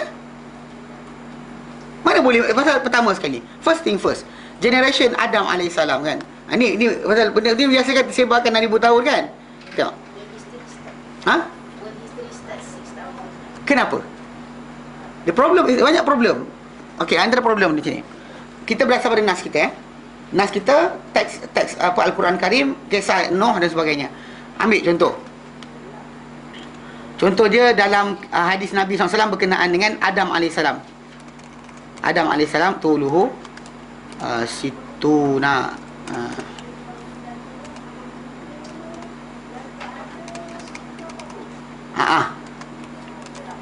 situna. Okey, contoh dalam Bukhari okey. An Abi Hurairah radhiyallahu anhu an Nabi sallallahu alaihi wasallam qala, bagi dia bersabda, khalaqallahu Adam ala suratihi, Allah ciptakan Adam di atas rupanya. Ini rupanya yang siap, ready. Dia bukan macam kita ada sequence baby, janin ni baby, kanak-kanak, remaja, dewasa, tua, mati. Kita macam tu. Adam alaihissalam, dia jadi tu siap dah. Tak ada sequence perjalanan jadi daripada makhluk apa, daripada kecil, baby dan sebagainya, tak ada. Adam jadi siap. Tak ada miniature Adam. Yang big Adam tak ada. Tuluhu, tinggi dia ketika dijadikan situ nazira'an 60 hasta. Falamma khalaqahu, bila Allah ciptakan saja Adam, qala, Allah kata, idhhab, pergilah. Fasallim ala ulaika nafar minal malaikah, bagi salam pada kumpulan tu daripada kalangan malaikat yang julus, yang sedang duduk. Malaikat sedang duduk, ada Allah suruh Adam bagi salam pada mereka. Fastami', maka dengarlah, ma yuhayyunaka, apa yang diorang akan balas balik pada engkau. Fa innaha tahiyyatuka wa tahiyyatu dzurriyyatika, kerana ia akan menjadi ucapan salam, ucapan sapa, menyapa engkau dan juga zuriat engkau. Faqala, lalu Adam pergi jumpa dia dan kata assalamualaikum. Adam kata pada para malaikat. Faqalu, mereka pun jawab wa alaikassalam, assalamu alayka warahmatullahi. Mereka tambah warahmatullah. Ini apa kisah ni, dalam kisah ni tajuk ilmu. Sebenarnya ilmu yang Allah Taala beri pada Adam dua bentuk. Satu ilham, satu lagi kena belajar. Yang belajar ni kan Allah Taala suruh dia dengar. Allah Taala boleh ilham pada dia je dan kepala dia terus tahu apa patut jawab, betul? Kalau tak Allah suruh dia dengar para malaikat cakap apa. Nanti tak apa kita bincang kemudian. Tajuk ilmu yang penting ni. Ilmu yang mulia adalah ilmu belajar, bukan ilmu yang ilham, kan? Suddenly I know, kan? Okay. Fakullu man yadkhulul jannah ala surati Adam. Maka sesiapa yang akan masuk syurga, dia akan di atas rupa Adam. Maksudnya saiz dan juga kecantikan. Sebab kenapa kat sini bila hadis ini menyokong berkenaan dengan makhluk paling cantik adalah Adam, bukannya Yusuf. Orang cakap Yusuf cantik, Adam lagi cantik. Pasal Yusuf AS, Nabi kata dalam hadis yang sahih, diberikan separuh kecantikan, syatrul hasan. Dalam hadis Isra Mi'raj, Nabi kata aku lihat Yusuf AS, dan dia telah diberikan separuh kecantikan. Yang dapat penuh siapa? Adam. Terus sebab kenapa kan kita masuk syurga kan kedudukan paling mulia. Tiba-tiba datang, takkanlah rupa Allah Ta'ala beri paling tak bagus. Pasti rupa paling bagus. Dan rupa paling bagus dia adalah apa? Adam. Warna kulit Adam. Hawa. Kenapa? Yelah, kalau dah pasangan Adam mestilah cantik macam Adam juga. Tapi Allah Ta'ala berikan Adam, pasal Adam ni makhluk yang dijadikan Allah Ta'ala dengan sifat yang paling sempurna. Adam, bukannya Yusuf. Okey. Pasal Allah Ta'ala kata siapa masuk syurga akan di atas rupa Adam. Maksudnya tinggi dan sekian. Dan sambungan. Falam yazal al-khalqu, maka berterusanlah, tidak henti. Maksudnya dia kata al-khalqu, ciptaan, yang kusu, mengecil, ba'du, semenjak kejadian Adam, hatta al-an, sehingga sekarang. Maksudnya daripada 60 hasta jadi 6 kaki. How long is it? 6,000. 60 hasta Adam. Start from that point, Nabi kata the creation become smaller. Soalan, berapa agak-agak masa diambil untuk daripada 60 hasta jadi 6 kaki? Takkan 6,000 tahun kot. 6,000 tahun berapa generasi je? Sikit je. 6,000 tahun berapa generasi sebenarnya ada? Sikit. Kalau kita katakan satu generasi 100 tahun, ikut pada orang-orang yang gatal kira 6,000 tahun ni. Satu generasi kata 100 tahun. Kalau dalam 1,000 tahun ada apa? Apa? 10 generasi. Kali 6, 60 generation je ke? Antara kita dengan Adam? Takkan antara kita dengan dia 60 generation je. 60 generation daripada tinggi, 60 hasta tinggal kecil-kecil lagi. 60 generation saja. Are you sure? Antara Nabi dengan Nabi dengan Adnan 20 atuk. Antara Nabi dengan Adnan, anak keturunan Ismail, bukan Ismail, keturunan Ismail, 20 datuk. Datang kita yang ni ada kan, the gap is actually 60 generation. Tak betul. Satu. Kedua, kita kata pasal apa? Pasal bila kita kata 6,000 tahun tadi, pasal ini kiraan Bible. Dia je pasal ada kes. Dalam Bible tak ada Nabi Soleh dengan Hud. Tak masuk dalam tu. Dia ada Adam, ada Idris. Nuh ada. Kan? 6227. Kalau Muslim 2841. 2841. Ya, dalam Quran Karim Allah nyatakan wa Adam wa Samud Ad dan Samud. Ya, wa qurunan.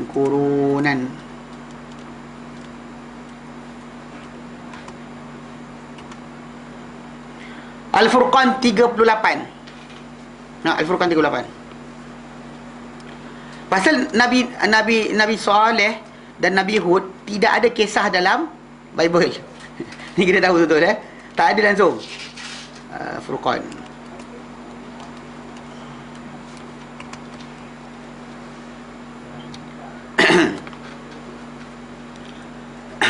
Ya. 38 surah 38 surah Furqan. 38 surah Furqan. Dalam ayat berkenaan Allah Ta'ala menyatakan a'udzubillahi minasyaitonirrajim.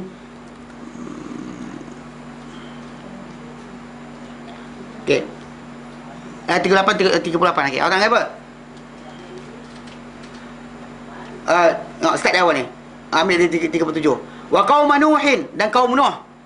Lamma kadzdzabur rusula, bila mereka mendustakan para rasul, aghraqnahum, kami tenggelamkan mereka.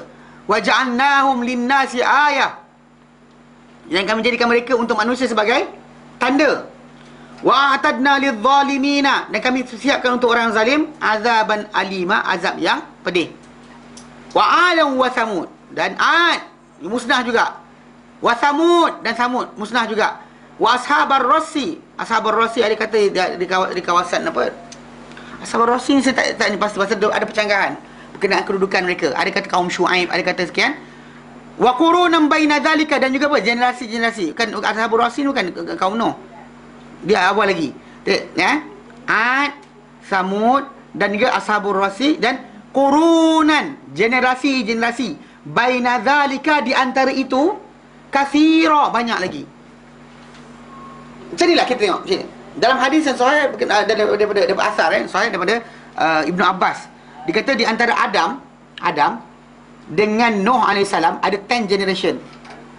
Semua mereka di atas tauhid. Tapi generation zaman Adam AS, atau zaman siapa? Zaman Nabi Nuh AS.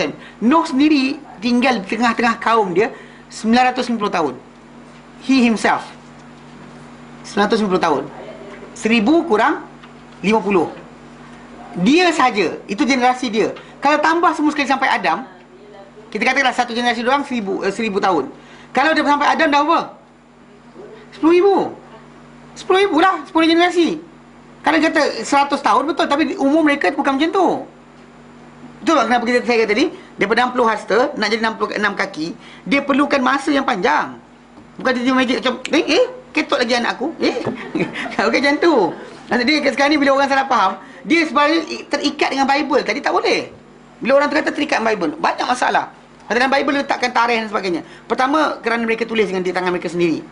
Kan? Bahkan orang kalkulate sendiri. Yang 6,000 tahun tu kalkulate sendiri. Hatta banyak benda. Contoh macam kes berkenaan dengan Nuh AS. Kalau 6,000 tahun lepas, bumi kita punya kerak tak jauh beza. Itu jadi kes bila bincang berkenaan Nuh AS punya kapal tenggelam, kapal ataupun banjir besar zaman Nuh AS. Tenggelam seluruh bumi ke sebahagian saja? Ketika Nuh AS kan doa, Rabbi la tadhar ala ardi minal kafirin dayyara, wahai Tuhanku, yang kau biar di muka bumi ni orang kafir orang satu rumah pun. Soalan nak tanya, ketika banjir itu berlaku, bumi ni seluruh tenggelam ke ada bahagian tak tenggelam? Kalau seluruh tenggelam, kangaroo datang mana? Macam mana dia berenang pergi ke pulau tu?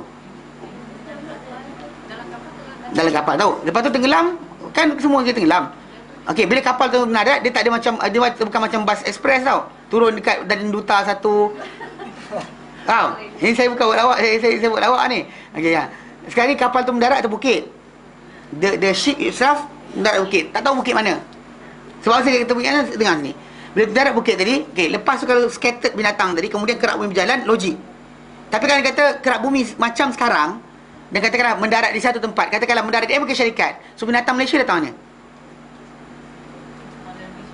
Binatang Malaysia datang mana kalau dah tenggelam? Lepas tu kapal tu mendarat, binatang tu turun, dia akan turun lepak kat Amerika Syarikat je. Faham tak? So yang sini datang binatang mana? Payah yang tunjuk gambar juga. Dia lah kan. Tak, saya open, nak argue dengan saya tak ada masalah. Dengar sini. Soalannya sekarang ni, kerak bumi kita kan, Amerika Syarikat dengan sekarang sini kan terpisah dengan lautan. Macam mana gajah tu berenang?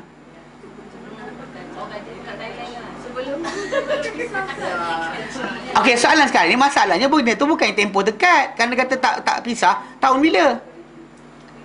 1000 tak cukup? 50,000 tak cukup juga? Okey.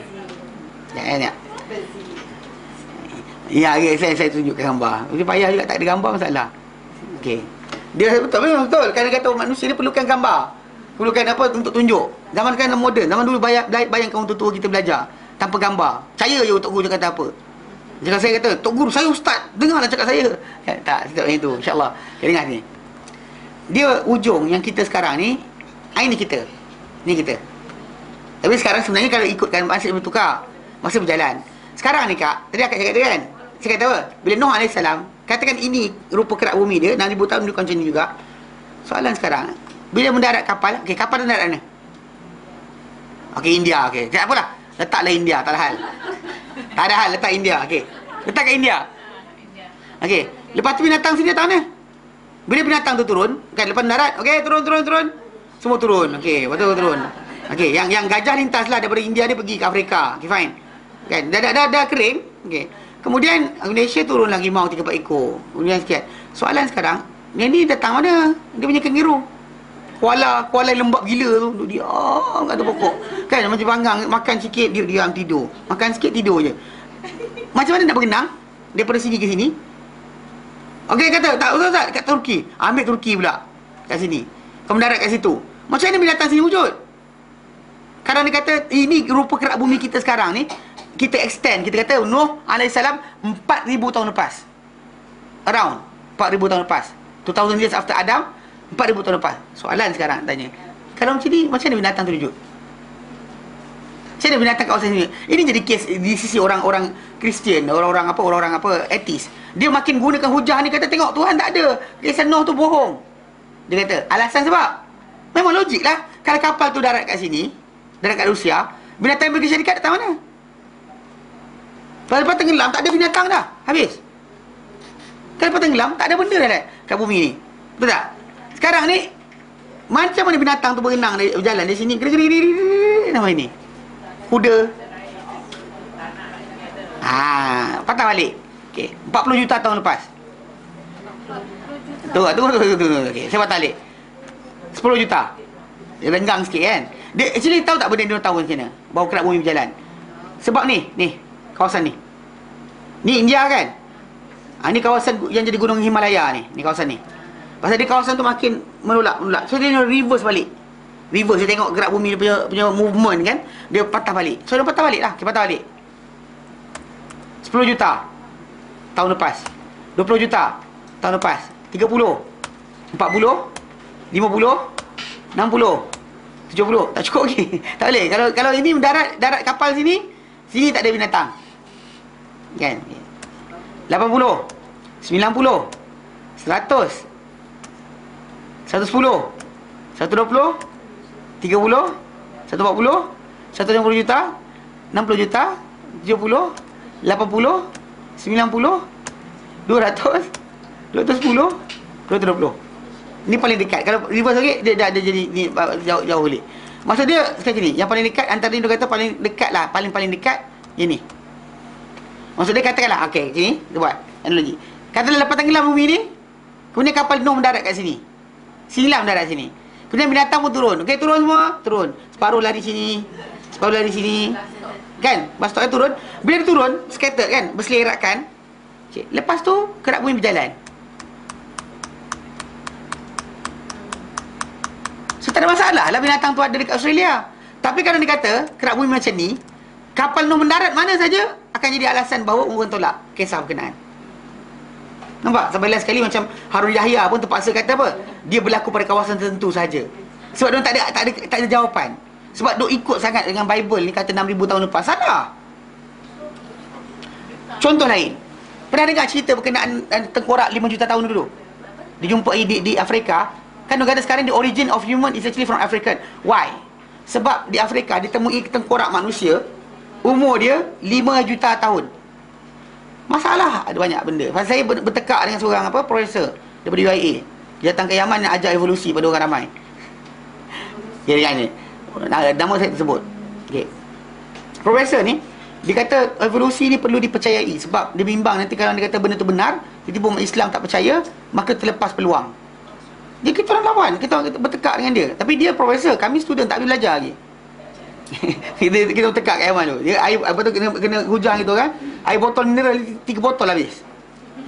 Dia minum kan, gogok-gogok habis, tak sedar. Tapi cerita sini lah. Bila dia hujah, alasan dia kata evolusi ni betul, dia kata ada Adam lain sebelum Adam. Pernah dengar perasa ni? There's Adam before Adam. Dia perasa ni ada orang sebut. Kenapa dia sebut? Sebab apa? Kes dia sebab dia kata Adam baru 6,000 tahun. Ni profesor ni. How can you say that? Dia satu problem. Punca sebab dia kata itu. Sebab dia jumpa di Afrika tengkorak manusia 5 juta tahun. Masalah ni sekarang tengkorak tu saiz kita. 5 juta tahun dulu saiz kita. Saiz kita 5 juta tahun dulu. Kalau dia kata Adam alaihissalam 60 hasta punya saiz, kan kepala dia kecil, badan dia panjang. Dia jauh lidi. Mesti badan dia besar juga kan? Kepala dia besar. Soalan ni sekarang ni, bila profesor tu duduk bising kan, saya kata kalau betul nak bandingkan, saya kata dengan profesor tu, kalau betul nak kata Adam alaihissalam ni second, not the first one, you come and give us tengkorak Adam dan kita banding, compare. Bukan kita jumpa 5 juta tahun dulu, lepas tu kata ni 5 juta tahun, Adam baru 6,000 tahun. Saya kata siapa cakap? Quran tak cakap. Dan bahkan fakta sejarah menolak. Dan bahkan kalau orang tanya kita, mana pergi manusia-manusia sebelum kita? Kau dah kerak bumi berjalan macam ni tuan-tuan sekalian. Macam ni berjalan dia. Kan? Separuh tu dalam laut dah. Macam orang dekat Terengganu sekarang ni kan, bila kita pergi kat Belalu Sila dan sebagainya, diorang kata atuk nenek dia dulu kampung dekat depan tu. Dekat dalam laut dah sekarang ni. Sekarang ni kerak bumi kita Semenanjung ni jalan macam ni. It's just moving like this. Orang sini sibuk, tanah makin tambah. Yang sebelah kat Sumatera, yang sebelah sini pula sibuk, makin hilang. Berialah letak benda tak jadi apa, dia akan hilang. Pasal kerak bumi kita berjalan. Tapi saya tak tahu lah kenapa ahli geologi tak cakap ini. Dia kerak bumi kita macam ni tau. Mungkin besok lusa kita sampai ke apa? Phuket. Nyai. Kita terbalik, dia akan pusing. Kerak bumi sentiasa berjalan. Kita je perasan kononnya tetap tak dia berjalan. Dia actually moving constant macam ni, macam dalam ni kan, ni macam mana pergerakan dia constant. Cuma apa, dilembabkan oleh gunung ganang, dilembabkan oleh pertembungan antara pelik dan sebagainya. Maka dengan sebab itu kita kata kena faham. Jadi Bible punya kata Adam lain daripada Adam, mana Allah Ta'ala letakkan benda tu? Allah Ta'ala tak pernah kata, Nabi tak pernah ada. So any statement other than Al-Quran Karim rejected. Dan bahkan alhamdulillah kita tolak, dan betul benda salah. Kita kerana apa? Kerana banyak benda tak dapat dia klarifikasi. Pasal diorang sensitif masalah dia. Pasal diorang bila perhatikan zaman besi, zaman batu, zaman sekian, dia tengok gua. Dia tengok gua, dia tak tengok bandar macam Timbuktu dan sebagainya yang actually awal daripada itu lagi. Macam orang tu ada tamadun dan sebagainya. Sedangkan mereka ni lagi tua, lagi tua daripada orang dekat Gunia. Aztec dan sebagainya. Dikatakan makhluk asing buat. Nampak tak? So Indian tak ada jawapan, makhluk asing. So bila dalam Quran tadi, ayat tadi surah Al-Furqan, wa adan wa samuda wa ashabar rasi wa qurunan baina dzalika katsira. Dia menunjukkan bahawa apa? Dia ada generasi yang banyak, bukan generasi yang sedikit. So jadi, dan kebetulan dalam Bible dia ada Nuh, ada Ibrahim, ada Lut, tapi tak ada Saleh dengan Hud. Dia tak ada Nabi Saleh dan Nabi Hud, tak masuk dalam Bible. Tak diceritakan. Menunjukkan banyak lagi generasi yang tak ada. Bukan diorang yang awal sebelum kita. Kita tu gantung Bible saja. Tak boleh. Sebab apa? Sebab Al-Quran kata sebelum itu, sebelum Ibrahim AS, di antara Ibrahim dengan Ismail, ada generasi yang ramai tengah-tengah tu, yang tak dicerita pada kita pun. Jadi in the end, kita sebenarnya kena faham bahawa benda ni tadi bukan seperti mereka katakan. Bahkan Al-Quran Karim adalah sandaran sebenar, menjadi piawaian sebetul. Adakah apa yang mereka cakap benar atau tidak, berasal pada Al-Quran Karim, bukan berasal pada pendapat mereka. Now, even actually 6,000 tu bohong. Jadi banyak kes. Antaranya dia kata ketika mana banjir besar tu berlaku, kan, dengan 4,000 tahun lepas, China dah ada tamadun, Mesir dah ada tamadun. Mesir dah ada. Lepas tu tak ada rekod. Kan tak ada rekod tu, dia kata apa? Nuh ni berlaku di tempat lain. Sedangkan Nuh alaihissalam doa apa? Rabbi la tadar al-ardi minal kafirin dayyara. Wahai Tuhanku, jangan kau biarkan atas muka bumi walau satu rumah pun daripada orang kafir. Mana orang di apa, di China lepas, orang di Mesir lepas, yang mana sembah berhala terlepas. Mana boleh? Mana boleh? Faham? Pasal Nuh AS ada Nabi pertama yang diutuskan setelah mana manusia mula syirik. Tak ada manusia lain syirik pada zaman berkenaan kecuali kuat Nabi Nuh AS. Dan generasi yang ada, dia punya generasi je ada. Pasal daripada Adam AS pada dia, kan, jarak 10 generasi. Sebab dia adalah keturunan yang ke-10 daripada Adam AS. So bukannya macam kita kira. Jadi kira umur orang tu macam 50 tahun, 60 tahun. Nabi kata umatku di antara 50-60 70. Nabi sebut sendiri umat Muhammad. Adapun umat sebelum kita bukan macam tu. Jadi tak langsung kita tolak. Kan tengkorak makhluk lagi tua daripada Adam. Manusia tapi lagi tua daripada Adam. 5 juta tahun. Bukannya macam beruk tau, yang macam manusia sungguh. Tapi saiz kita, Adam 60 hasta. Mana boleh? Perbandingan, saya katakan ni bawa banding dulu. Jangan kata Adam ada Adam lain kecuali apa? Perbandingan dibuat. Jelas? Faham Jadi semua tadi kita kata apa benda datang daripada dalam kisah-kisah tadi, hatta kisah-kisah Israiliyat dan sebagainya, kisah-kisah dalam Al-Quran Karim. Matlamat dia adalah untuk apa? Sebagai apa? Sebagai peringatan bagi kita, sebagai penerangan perincian benda yang tak ada dalam kitab-kitab terdahulu.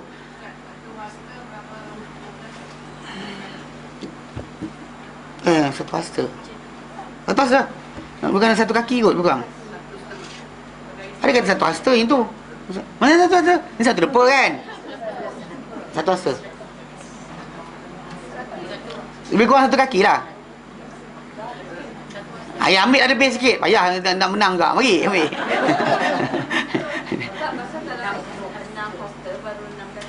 Ya? 6 hasta? Baru 6 kaki? Sama lah kot. Yelah 60 kaki lah lebih kurang. Dia kata kita kuat kelapa tu. Dia kata tambah pula. Dia kata apa? Kalau zaman tu ada dinosaur, Adam sepak je, tahu tak? Macam kita kan, kalau dinosaur paling tinggi 2 stories tau. Tinggi ni paling tinggi. Paling tinggi dah paling ni, paling tinggi. Adam lagi tinggi. Zaman kita kan anjing kan besar lempang di orang. Macam tu tak? Tak. Kalau Adam ada dengan segala dinosaur pun, Adam tak ada masalah.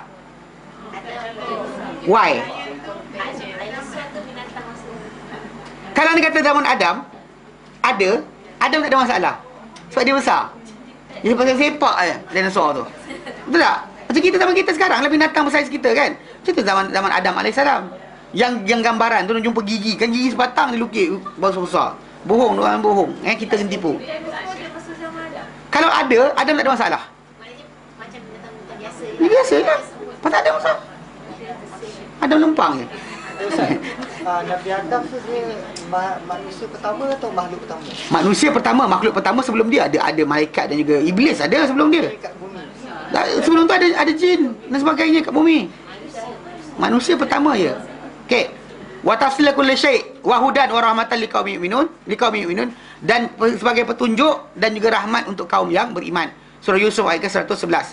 So dengan ni kita habis berkaitan dengan tajuk tanda-tanda ataupun kaedah-kaedah pemikiran dan juga penhujahan Islam dan jahiliah. InsyaAllah kita akan mula masuk berkenaan dengan bab pertama pada masa akan datang, berkenaan tata cara Ahlussunnah dalam penerimaan dan pendalilan. Kita akan belajar insyaAllah ni, start dengan tajuk. Yang hari tu kita belajar sebelum ni hanya pendahuluan berkenaan dengan pemikiran.